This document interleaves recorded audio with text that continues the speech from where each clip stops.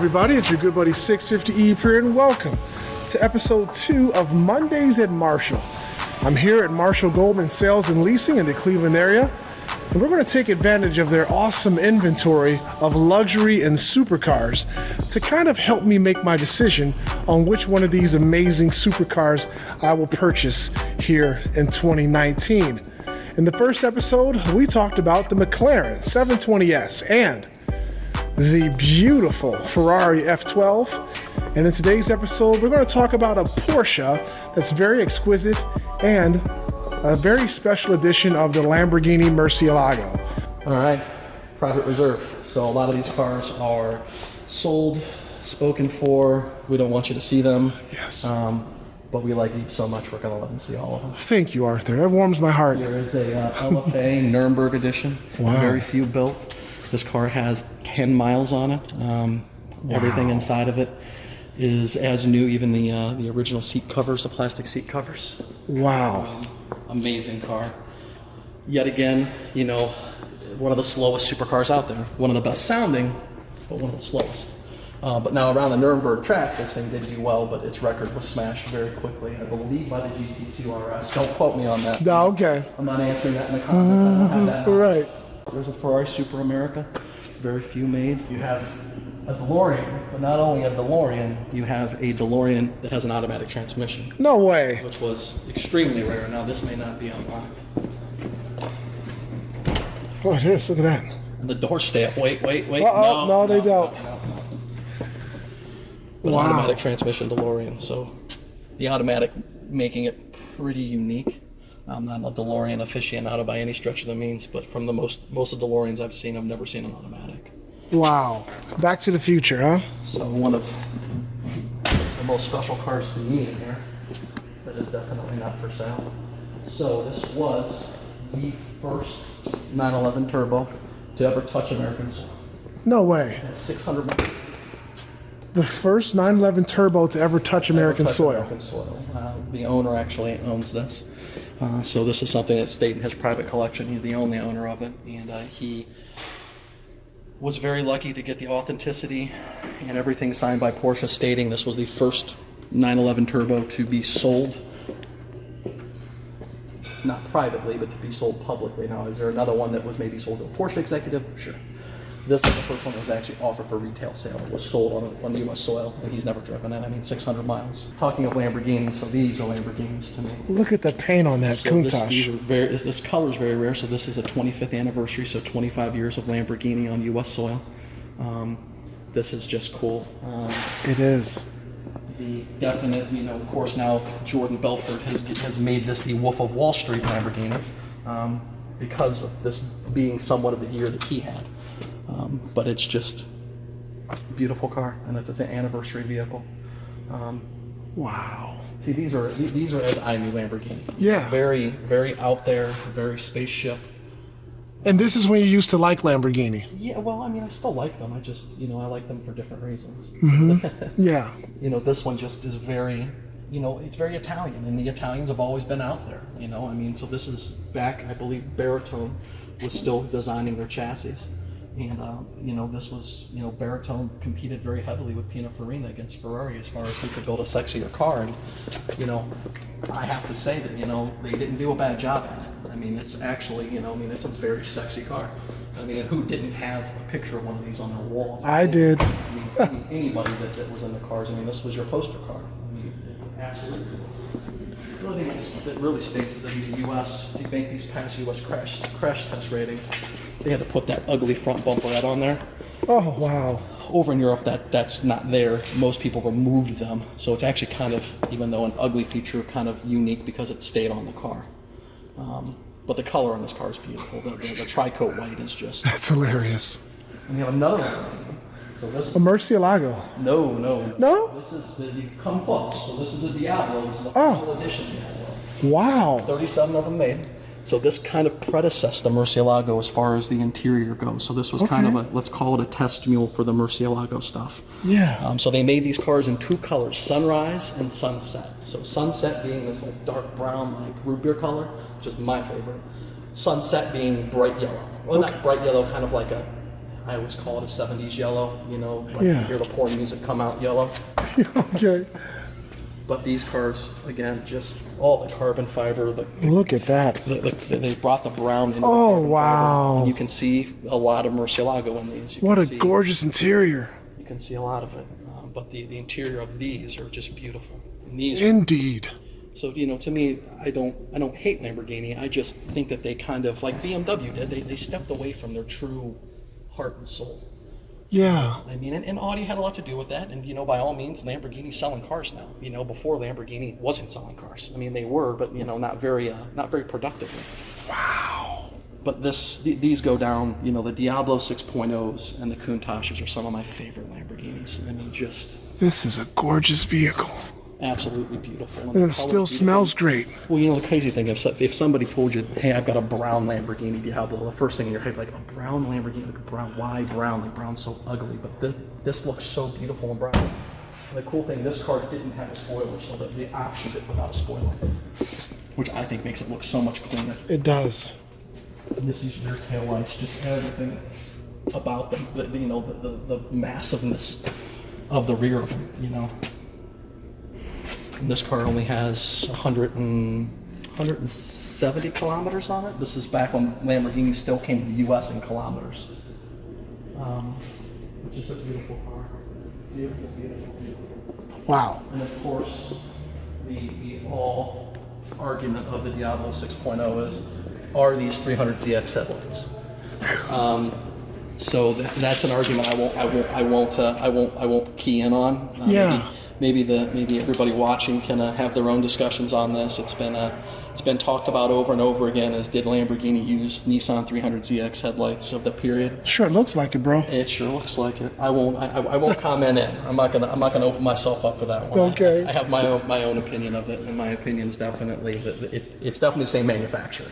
Wow. I have to say, are they exactly the same? You know, that's a good question. So. We come back to one of the ones we'll talk about today, which is the 650 LP4. 50 of them exist in the world. This is number 49. They only came in this color combination. Which is a beautiful combination. Which is just gorgeous. The orange is the Arancio Borealis. I mean, it is just a stunning vehicle. And, you know, this again continues into the Lamborghini that I love, you know, and like I was showing you earlier today, you know, some of the cool little tiny things that Lamborghini does, you know, is the beveled glass. So that went away in the Aventador. Yes. And is as pointless as I'm sure most people think that is, to me, I think that's just the right touch of something cool.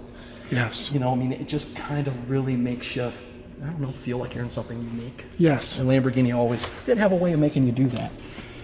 The interiors are just amazing. You know, again, like you said, not when you sat inside of it, now you know why everybody loves them. I mean, there's something about them. You know, there really is. There's just something about them. I'd like to sit in this one also. That you may do. All right. See how that works out for you? Yeah. Now, if it was a coupe, that wouldn't have worked out for you at all. Right.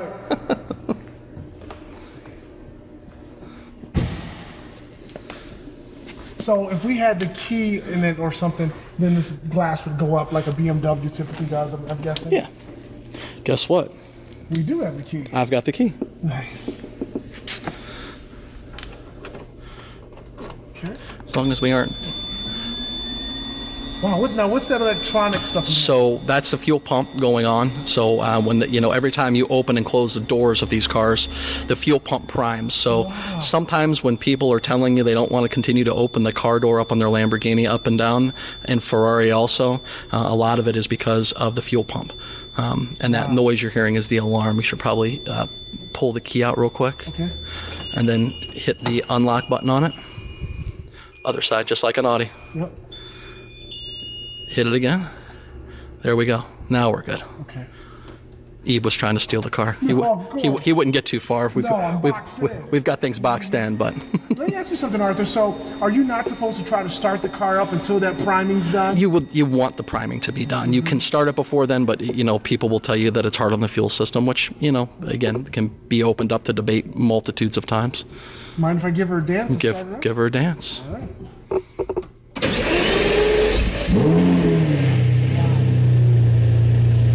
did that sound louder than the Aventador? So the exhaust on the LP650 is definitely more open than the Aventador is.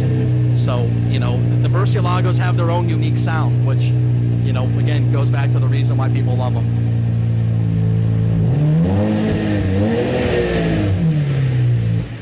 Thank you, man. Of course. Just being able to start these things up is awesome, man. Okay, there we go, yeah.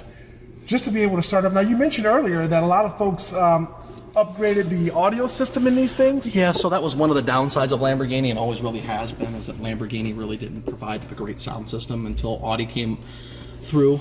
And of course, Audi put the Centurion, or however you enunciate it, sound system in the Aventadors, which I still don't feel is a great sound system. So Yeah. It's very common for somebody to replace the head unit in a Murcielago, actually extremely common. Wow. Sounds great, looks great. The fit and finish is awesome. Alcantara. I mean, what year is this car? 2010. So 8 years ago, yeah. Alcantara carbon fiber. I mean, it is just piano black accents. Yes. Just really Way cool. ahead of its time, if you ask me. And the cool button. This is the Batwing button. So of course everybody knows it. I would hope. Well, they probably know that this. So Murcielago is Spanish for bat, but that really wasn't why they named it Murcielago. Murcielago was also a famous bull, and of course, being from the Italian heritage, and of course, the inventor or the beginner of Lamborghini loving bullfighting, he names things after fighting bulls. So Murcielago was a fighting bull, but of course in Spanish it translates to bat, which is kind of cool because back here we have what they call the bat wings. These come up to cool the car off at once it gets a certain temperature. So it kind of looks like bat wings. So that's, you know, it's kind of cool. Both names kind of fit it. You know, a fighting bull, and then of course the bat wings. Okay. Let's see the Grace. Yes. I love the hydraulics or whatever it is on these doors that actually aids them in opening. Yep, they're like they're like door struts, they call them. Wow. Do they require lubrication or something or maintenance? No, not really. I mean, they definitely go bad, of course. Of course, every Lamborghini owner needs Lamborghini work. Gosh. Now, what are those for? Fueling up? Changing a tire. Okay. Rolls Royce started. And what else does it come in there with? So you've got there. This is some stuff for belt service. Okay. Bunch of remotes. Another pair of gloves. Things that probably nobody's ever going to use. Yeah. This is your first aid kit? No, I think this is more tools. Inflator. So this because of course the and car cover. Car cover. Nice. So kind of cool. Cool stuff. So I'm tossing. You should get something with the vehicle. Right, yeah. I mean, you get a little bit for $349,000. Right. And that's what it's going for right now? $349? $349. Okay.